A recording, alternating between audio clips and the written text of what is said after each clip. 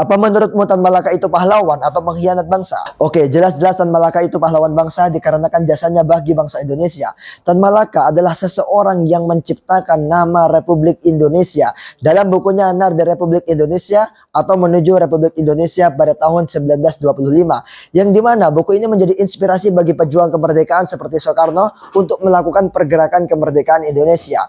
Tan Malaka pada awal hidupnya merupakan pemuda di Pandan Gandang, Sumatera Barat. Ia merupakan murid yang sangat cerdas di kampungnya, yang kemudian mengumpulkan uang agar Tan Malaka bisa sekolah di Belanda. Kemudian ia diterima di Rijkswijk School, sekolah kejuruan guru negeri di kota Haarlem, Belanda. Di Belanda lah Tan Malaka mendapatkan pengaruh dari ide-ide yang sedang berkembang di Eropa, terutama sosialisme dan komunisme yang menawarkan keadilan bagi para buruh dan kaum tertindas. Lalu pada tahun 1920, Tan Malaka bekerja sebagai guru di maskapai Senembah atau sekolah untuk anak-anak kuli kontrak di perusahaan di Sumatera Utara, yang dimana menjadi awalan perjuangan Tan Malaka terhadap ketidakadilan yang terjadi di bumi Nusantara. Selama 30 tahun lamanya, dia terus menentang kolonialisme tiada hentinya, mulai dari Pandan Gadang, Bukit Tinggi, Jakarta, Semarang, Yogyakarta, Bandung, Kediri, Surabaya, hingga Amsterdam, Berlin, Moskow, Amoy, Shanghai, Kanton, Manila, Saigon, Bangkok, Hong Kong, Singapura, Rangon, dan Penang.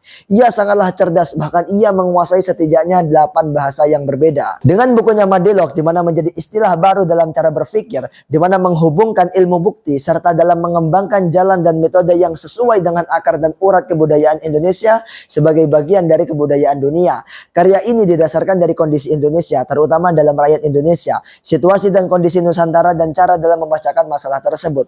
Lalu Tan Malaka kemudian membuat perkumpulan yang bernama Persatuan Perjuangan. Perkumpulan berisikan organisasi yang bertujuan untuk menolak diplomasi pemerintah Indonesia yang terjadi pada saat itu, di mana 141 organisasi masyarakat berbeda dibawahi Tan Malaka dan Sudirman, yang kemudian menjadi kelompok oposisi pertama di Indonesia. Dan yang terakhir, dalam beberapa sumber, Tan Malaka merupakan salah satu seorang calon pengganti Soekarno jika terjadi sesuatu hal yang tidak diinginkan pada presiden pertama saat itu. Kesimpulannya, jasa Tan Malaka kepada bangsa ini sangatlah besar dalam menciptakan konsep dari Republik Indonesia. Sangat tidak bijak untuk menyebut Tan Malaka sebagai pengkhianat bangsa, mengingat komitmennya terhadap perjuangan kemerdekaan Indonesia sangatlah krusial dalam pembentukan Republik Indonesia. Seperti itu. Demikian jawaban dari saya. Semoga bisa dipahami secara baik. Saya terbuka menerima saran dan juga masukan. Terima kasih. Kalau suka jangan lupa follow dan sebarkan biar manfaatnya semakin meluas. Diskusi di kolom komentar.